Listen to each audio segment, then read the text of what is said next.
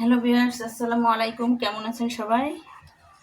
এই তো কিচেন রুমে ফিরে আসলাম। আজকে মশলা পেটে রান্না করব গরুর মাংস। মশলা পেটে রান্না করলে অনেক সুস্বাদু হয়, এর জন্য আমি হাতে বেটে আজকে মশলা রান্না করতেছি। সঙ্গে থাকুন কীভাবে আমি গরুর মাংসটা মশলা বেটে রান্না করি, দেখতে থাকুন আর সঙ্গে থাকুন। আমি চুলাটা অন করে দিয়েছি। এখন চুলায় কড়াই গরম হয়ে গেছে আমার। দিয়ে দিলাম এখানে সাদা তেল পরিমাণ মতো। তেলটা সবসময় পরিমাণ করেই দেওয়া উচিত, বেশি হলেও ভালো লাগে না, কম হলেও ভালো লাগে না। হ্যালো ভিউয়ার্স, তেলটা আমার গরম হয়ে গেছে। দিয়ে দিলাম এখানে পেঁয়াজ কুচি।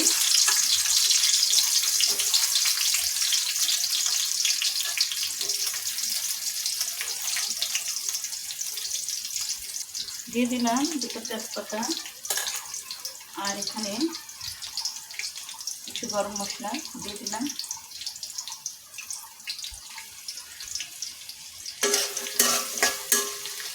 একদম এটা লাল লাল করে ভেজে নেব। দিয়ে দিচ্ছি একটু সরিষার তেল।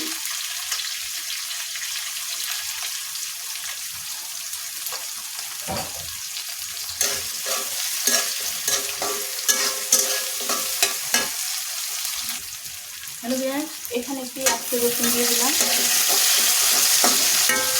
দিয়ে দিল এখানে কিছু রসুন কুচি। রসুনটা আমি কুচি করে রেখেছি আর একটু বেটে রেখেছি।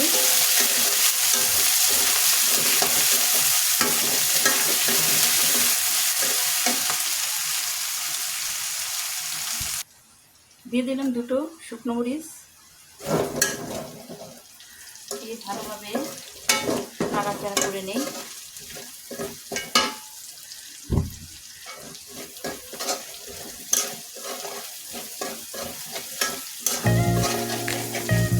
পেঁয়াজটা বেশ লাল লাল হয়ে গেছে।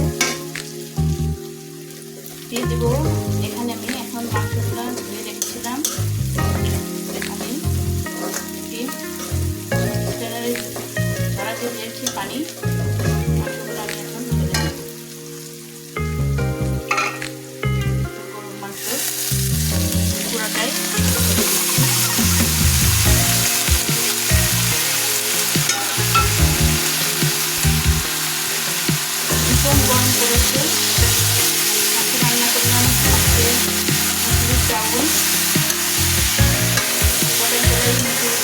আমি রান্না করে নিয়েছি।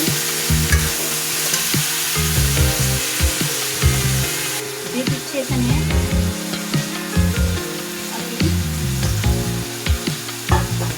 আদা দিয়ে দিচ্ছি, আদা বাটা। যার মতো আদা ইউজ করতে পারেন, পরিমাণ মতো না দিলেও চলে, কারণ আদাটা মাংসের জন্য একটু বেশি দিলে ভালো হয়।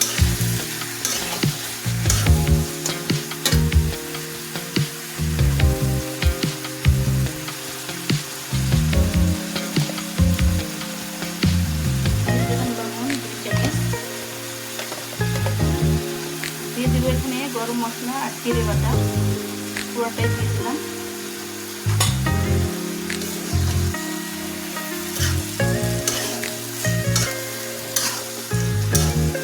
এখন আমি পাটা মশলাটা বেটেছিলাম সেটা দিয়ে দিব, মানে একটা দারুণ মজা জিনিস।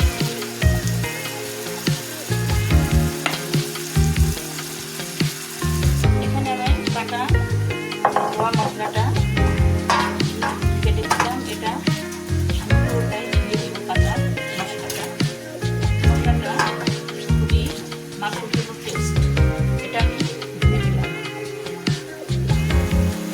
দিয়ে দিব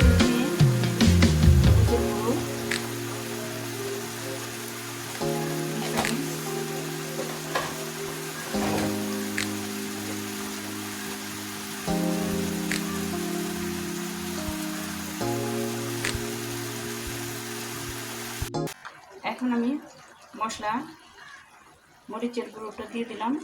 এটা পরিমাণ ছাড়াই দিয়ে দিলাম, কারণ ঝালটা একটু বেশি খাই, এর জন্য পরিমাণ মতো নাও দিলে চলে। দিয়ে দিব সামান্য ধনিয়ার গুঁড়োটা কম দিলাম।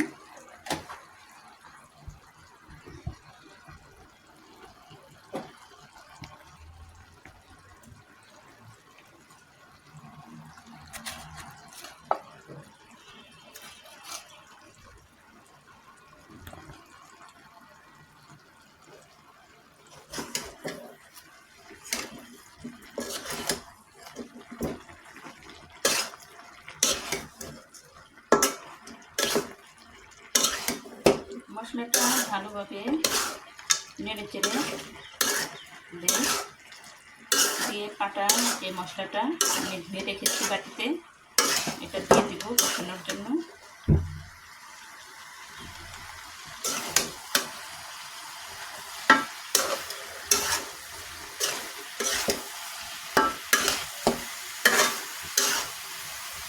মাংসতে সামান্য একটু তেল না থাকলে ভালো লাগে না খেতে।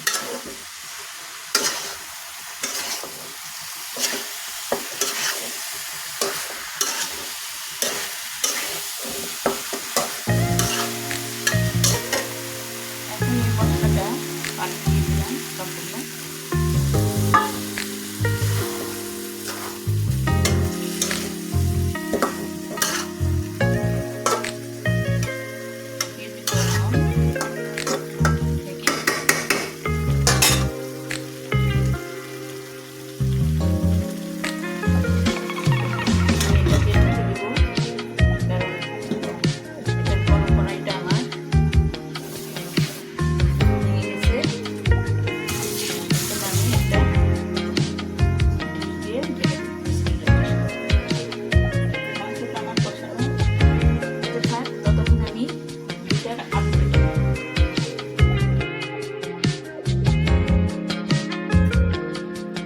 গরম, এর মাঝে আবার লোডশেডিং, কারেন্ট চলে যায়। গরমে মানুষ অসহ্য হয়ে গেছে। সামনে আবার ভাদ্র মাস আসতেছে, খুব গরম পড়বে।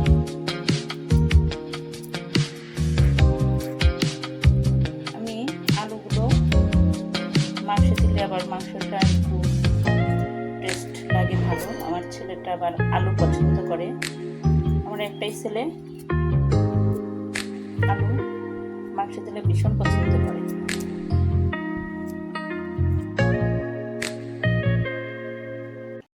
হ্যালো ভিউয়ার্স, সম্পূর্ণ আলুগুলো আমার ছোলানো শেষ হয়ে গেছে।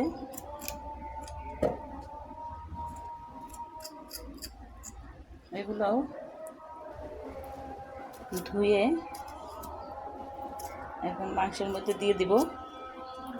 আর আজান পড়ে গেছে। এখানে বেশ বড় মসজিদ আছে, অনেকগুলো মসজিদ আছে। আজান হচ্ছে, দুপুরের লাঞ্চের আয়োজন করছে এর সাথে।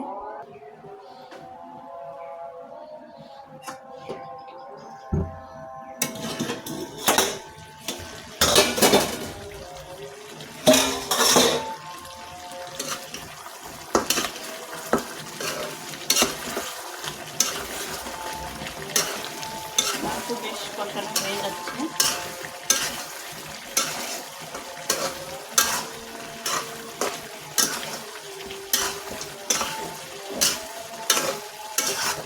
এখানে একটা নিহারিও দিয়েছি। মাংসের মধ্যে একটু ঝাল না থাকলে ভালো লাগে না।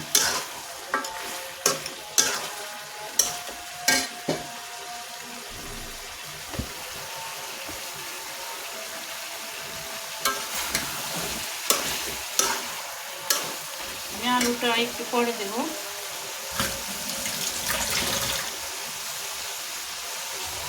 হ্যালো ভিউয়ার্স, সাথে বরবটি ভাজি করতেছি,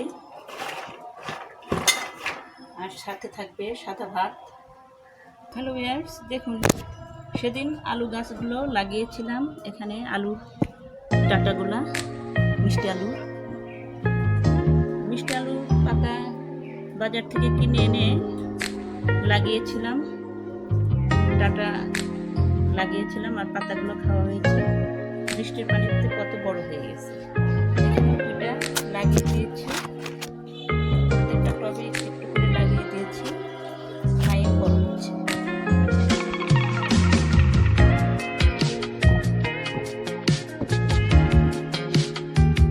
লাউ গাছটা বেশ বড় হয়ে গেছে। শুধু দিয়ে বেঁধে দিচ্ছি কয়েকটা ডাল, খুশি ছাড়বে ইনশাল্লাহ, অনেক সুন্দর হচ্ছে। ভাবছি কিছু নতুন মাটি আর গোবর সার এনে দিব ফল ধরার জন্য।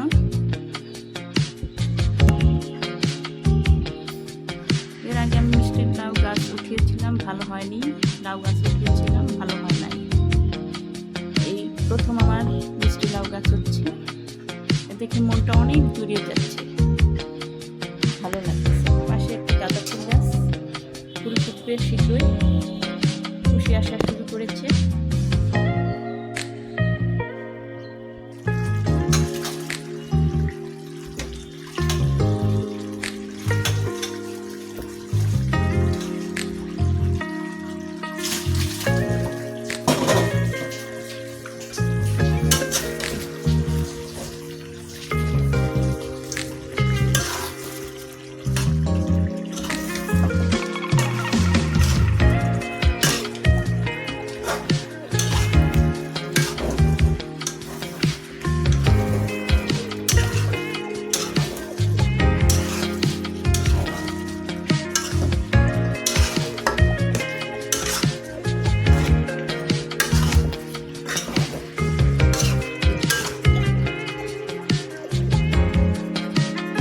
যে ডিশটা দিয়ে ঢেকেছিলাম ওটা দিয়ে আমি এখন পানি দিয়ে দিব।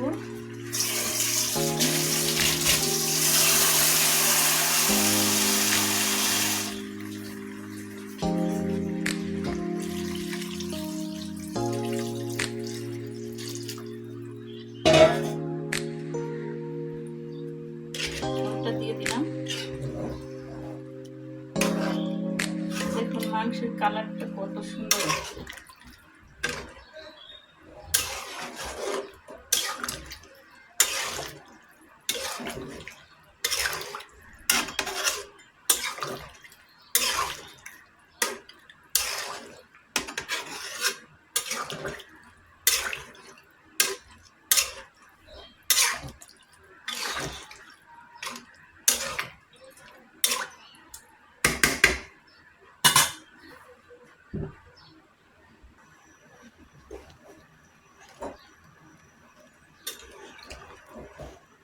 আজকের রেসিপিটি কেমন লাগলো অবশ্যই লাইক এবং কমেন্ট করে জানাবেন, আর একটা সাবস্ক্রাইব করে দেবেন। আপুরা অনেকেই আমার পিছনে আছেন এবং আমিও থাকবো আপনাদের পাশে। যারা নতুন তারা একটা আমার চ্যানেলটি যদি ভালো লাগে অবশ্যই সাবস্ক্রাইব করে দেবেন। আমি এখন মাংসটা ঢেকে দিলাম, কিছুক্ষণ মাংসটা সিদ্ধ হতে থাক, পরে আবার এসে দেখব।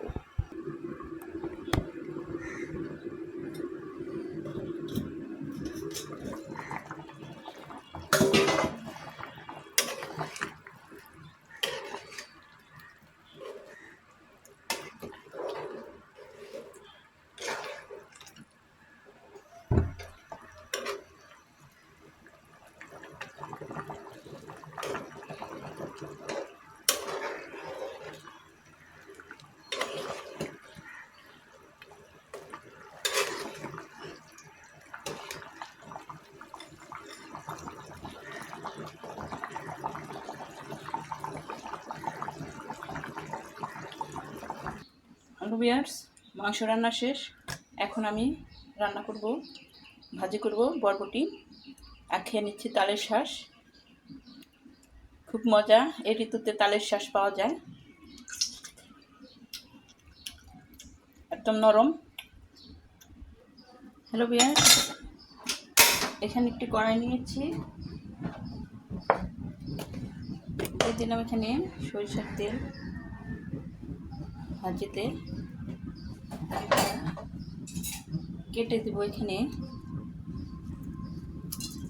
শুকনো মরিচ, যেহেতু আমার কাঁচা মরিচটা আজকে কম, শুকনো মরিচটা, একটা তেজপাতা আর পেঁয়াজ কুচি, কাঁচা মরিচের ফাল দিয়ে দিলাম।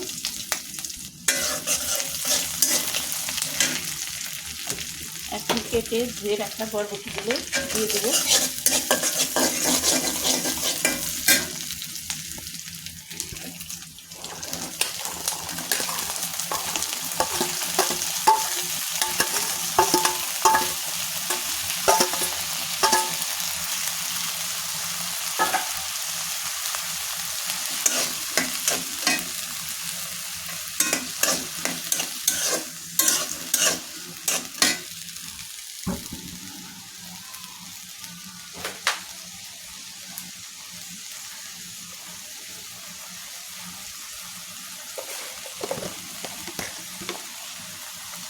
একটু লবণ দিয়ে দিলাম সামান্য হলুদের গুঁড়ো।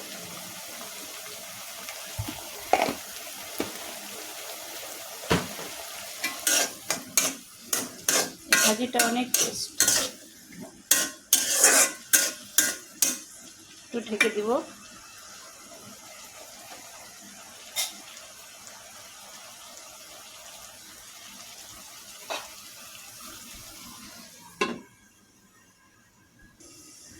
গরমে তালের শাঁসগুলো খেতে অনেক টেস্ট। ফ্রিজে রেখে দিয়েছিলাম কিনে, এখন গরম লাগতেছে প্রচুর, রান্না করে ভাবছি তালের শাঁসটা খেয়ে নিই। এটার মধ্যে অনেক পানি, পানিগুলো আর সফট, অনেক নরম।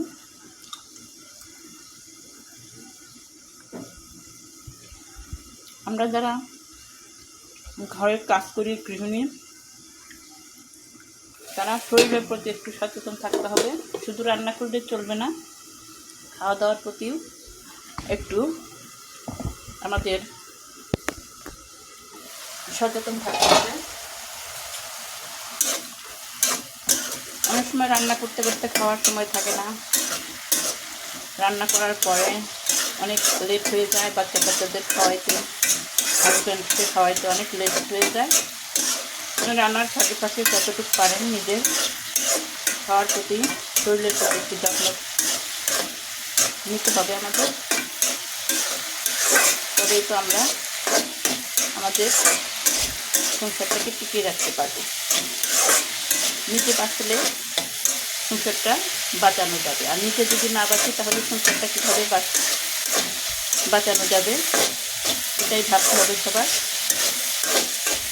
আমি বেশ রান্নার ফাঁকে ফাঁকে খেয়ে নিই।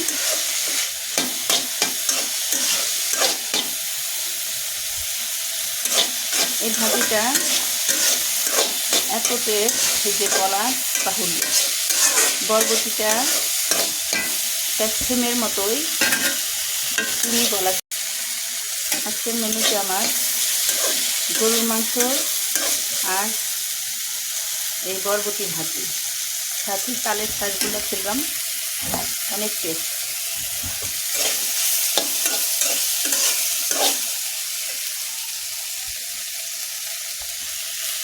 আজকে রেসিপিটি কেমন লাগলো অবশ্যই লাইক এবং কমেন্ট করে জানাবেন আমার প্রিয় বন্ধুরা, এবং নতুন যারা আছেন তারা একটা সাবস্ক্রাইব করে দেবেন।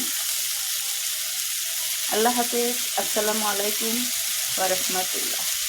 পরের ভিডিও নিয়ে আবার আসবো আপনাদের সামনে। আবারও সালাম দিচ্ছি, আসসালামু আলাইকুম ওয়া রাহমাতুল্লাহ।